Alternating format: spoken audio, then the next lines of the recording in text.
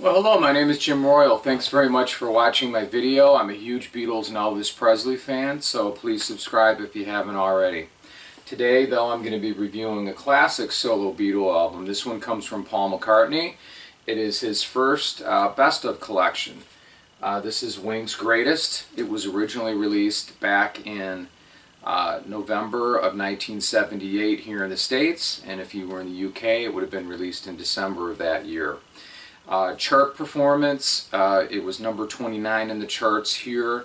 Didn't do as well as the UK, but it was one of those steady sellers.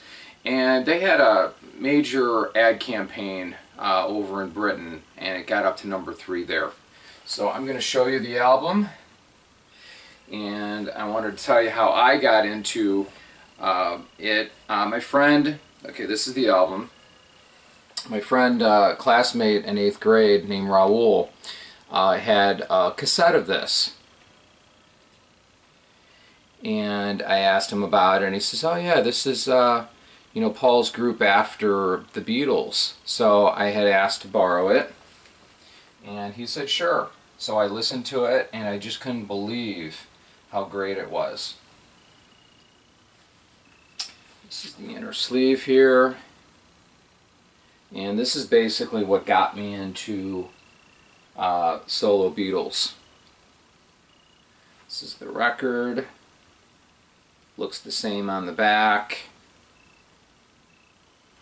Now there is a poster that came with it. I'm not going to open up the poster, but it's basically just a little picture of Paul, Linda, and Denny Lane, the other member that stayed with Wings the whole time. Alright, so recently Wings, Paul McCartney decided to remaster this on vinyl and also CD, so if you get a chance, pick that up. It's been long out of print. There is regular black vinyl, or there's a limited edition blue vinyl, so check that one out. I think that goes for about 30 bucks. Alright, so let's start out with the songs. I'm going to say this is a nice introduction to Wings. Okay, I'm not going to say this is everything that he did, but I think this is a nice way. That's why I'm glad that they reissued this album, because I think it's a perfect album to, play to get you kind of into what he was doing at that point. Alright, the first song on this album is called Another Day. Another Day is Paul's first solo single in the 70s. It was recorded during the Ram sessions with Linda, even though Linda's not credited on it like she was on the Ram album. This was a modest hit here. I don't remember this song until I bought this collection, but it is a nice song, and it's definitely worth checking out. And it finally found a home here. The thing I like about this album is, while it's not complete, it does have 12 songs. It runs over 50 minutes, so it's not like a real short album. And of the 12 songs, 4 of them were standalone singles, meaning that they weren't on any other album prior to coming on this collection. There's also a 5th song, which is a soundtrack song. So you have 5 out of the 12 songs that made their appearances on a record for the first time by Wings. And for that reason, I think it's definitely worth getting. The next song on here is called Silly Love Songs. This was released in our bicentennial year here in the States in 1976 off Wings at the Speed of Sound. I love this song. This is Paul's answer to critics, where people would say, there's Paul writing another silly love song. So he responds, well, what's wrong with that? I need to know, because here I go again. And then he says, I love you, I love you. I've always liked it. Some people claim it was disco. I don't think so. It might have been released at that time, but it's just a nice feel-good, happy song. And while it was overplayed, I think it's one of his best songs from that decade. The next song is called Live and Let Die. This was released in 1973. This was co-produced by famed Beatle producer George Martin. And what I like about this was he came to Paul and said, Paul, I'm doing the score for the latest James Bond movie. and I'd like you to maybe write a song for it. So I remember they had given him the book written by Ian Fleming. They asked him to read it. I think he read it like on a Saturday and Sunday, and he wrote the song that weekend. Also, they say that Linda McCartney had a little bit to do with some of the music. There was a part when you have a job to do, you have to do it well, you have to give the other fella hell. There's that little reggae sounding bit in there, and that supposedly was Linda McCartney's creation. So I thought that was kind of nice too. When this was submitted, the song was submitted to the producers of James Bond. They said, okay, well, it sounds good, nice demo. Who are you going to get, to play on it? I said, this is Paul McCartney and Wings. So, anyway, it was a big hit. I know years later, Guns N' Roses would do a cover of it. While they did a good job, nothing is as good as the original, in my opinion. All right, next song is called Junior's Farm. This was released in 1974. This was a standalone single at that time. I remember this one. It was a nice rocker. It shows, yeah, Paul McCartney can rock. They say that this is the son of Get Back, like the Get Back song from the Beatles, and kind of have to agree. You got Jimmy McCullough just jamming on here. I think this is one of the early songs as new lead guitarist at the time for Wings that he's featured on, and I've always liked it. It's a nice powerhouse song. Alright, next song is called With a Little Luck. This was released on London Town in 1978, just a couple months prior to when this best of was released. And what I like about this one is it's one of my favorite songs from him from that time. It's a feel-good song. When I was a boy growing up, a lot of these songs that I would have heard would have been in the car. My family really didn't listen to the radio at home too much, though this is one that my sister did have in her room. I remember she, would have the radio on, and I'd go in there, and this was the song that was playing. So it brings back some nice memories for that reason too. This is the regular album version, which has the longer instrumental bit. On the single, it was cut down a little bit, so it's almost 6 minutes long. It's a great song. And I think Joe English is on it. At this point, there were members that were leaving the band. This was a constant problem that Wings had. So I think Jimmy McCullough might have left by this point. There's no, real guitar on here. It's keyboard, synthesizer based, and I think Joe English would leave soon after. He was supposedly homesick for America. But you got a great pop song from Paul. Alright, Band on the Run is the next song. This was released in 1973. This was interesting, the creation of this.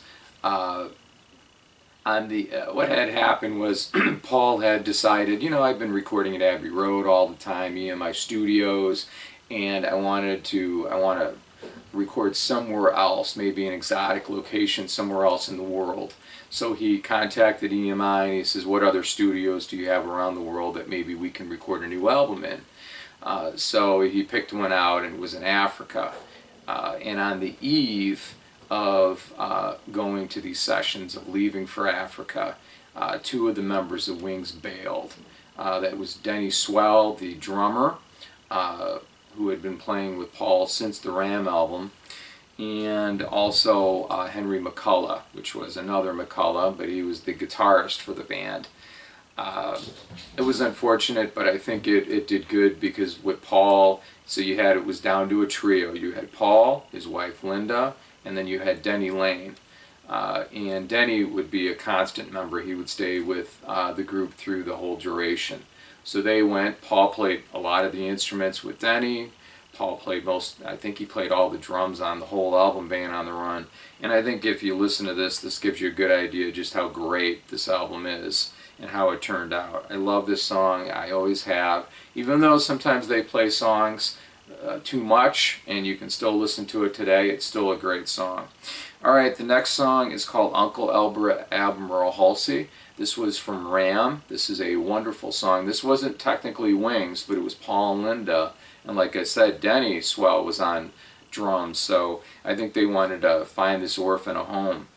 This is one of the best songs post-Beatles, in my opinion, that sound like it could be on a Beatles album. It has echoes of Yellow Submarine on it. I've always loved it. You can tell that they're having a good time recording the song, and it's just a lot of fun. Alright, next song is called Hi Hi Hi. This was one of the singles that they put out in 1972. They put out a few more. This was the most successful one. It's spelled H-I-H-I-H-I, and it was banned by the BBC radio in Britain due to the suggestive lyrics, not only drug reference, we're going to get high, high, high, but also the sexual reference supposedly in there. I like it. It's a good song. It's not one of, his best of all time, but I think it's a good rocker, and I think it definitely deserves to be on this collection. It's a fun one. Alright, Let 'Em In is the next song. This was released in '76 on Wings at the Speed of Sound. This was originally going to be given to Ringo Starr. I'm glad that Paul thought otherwise and decided to record it himself. Nice. This is one of the things where it's just a simple song, but it just goes so long, so well it works out. The doorbell at the beginning of the song is actually the doorbell to Paul McCartney and Linda McCartney's house. I thought that was pretty cool. I love the lyrics in there where he's talking about letting these different people in, He's talking about Brother Michael, Auntie Jin, open the door and let him in. It's like they have a party and they're just, hey, let these people in, let them pass. And I love when he says Brother John, because he was also talking about John Lennon in that. He only has one brother, and that's Michael. I always like this song. Again, they play this one a lot, or they did, especially at the time, but it's just one of those that I don't get tired of, and to me it sounds very Beatle-y also. Next song is called My Love. This was from Red Rose Speedway. I think this is the best song from that album. I know a lot of critics just pan that album, but give it a shot. I did give it a review, so if you get a chance, check it out. My Love is just a wonderful Paul love song. It is just marvelous. It was written for his wife, and there's a nice improvised lead guitar solo on it by Henry McCullough. He had asked Paul, hey, can we do this? And they were recording with an orchestra. They had all these people here, very expensive studio time. He did it in one shot, and I just never get tired of this one. The next song is called Jet. This is another one of those songs from Band on the Run. Again, wonderful, amazing that there's only, Paul, Linda, and Denny on it, and just shows that Paul definitely can still rock.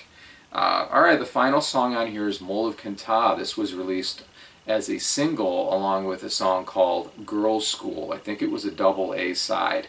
Girls' School was the rocker. This was the slower song. Girls' School didn't really go anywhere. I think United States played that a little bit. It was a modest hit. Moll of Cantah didn't really do well here, but it was huge in the United Kingdom. In fact, it was the biggest selling single up to that point in that country. The prior one, by the way, was She Loves You from the Beatles, so they had knocked that off. And then in 1984, Bob Geldof and Band Aid, getting a lot of United Kingdom British musicians together for a charity record, Do They Know It's Christmas, to help Africa. I love this song though. That was the next one that would be the biggest one, but up until that point. So this was a huge seller, and this was co-written with Denny Laine. I like this one a lot. You got the Scottish bagpipes on it, and it's a little different, not something you normally hear in rock. Alright, well, what's missing off this album? What I would say would be Listen to What the Man Said. That was a song that was from Venus and Mars, 1975. It was a #1 song. I think that should have been on there. I would have also put Maybe I'm Amazed on there. Would have been the live version, though. Paul had originally recorded on his first solo album, McCartney, but Wings Over America live, they put that out, and that was actually a chart hit and really a nice song. So I would include those two up to that point. Now Wings would have recorded one more album called Back to the Egg. What had happened at this point is he was leaving Capitol Records after all of his time with the Beatles here in the States. He was going to continue to be with EMI Worldwide, though. And so he had originally, well, he had signed a 5-record deal with Columbia Records, and at that point then they were saying soon after, rumors were that he was one of the richest men in show business. So Capitol had decided to put this out. Fortunately for Paul, though, he had complete artistic control. And there was one thing I didn't talk about on here, and that is this statue. I'm going to pick up the record here and show you.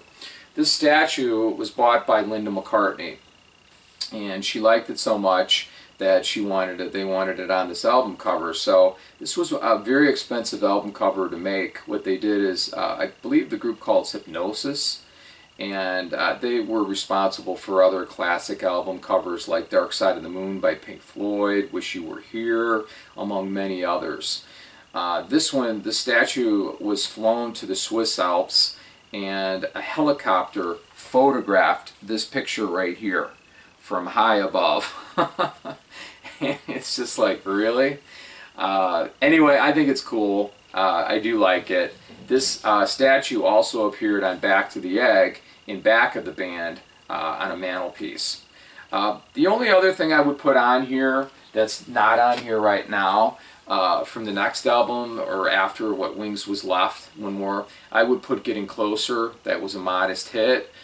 Good Night Tonight was kind of a disco-oriented single from 78, or 79, I'm sorry. And then I would also possibly put Arrow Through Me, and maybe even Coming Up Live at Glasgow. So thank you very much for watching my video. I would rate this particular album an 8 out of 10. Like I said, it's a nice introduction, but it doesn't have everything, but it's definitely a nice way to start your collection of Paul McCartney if you really don't have anything. So go out and either buy the new vinyl or the remastered CD. Thank you very much for watching. Take care.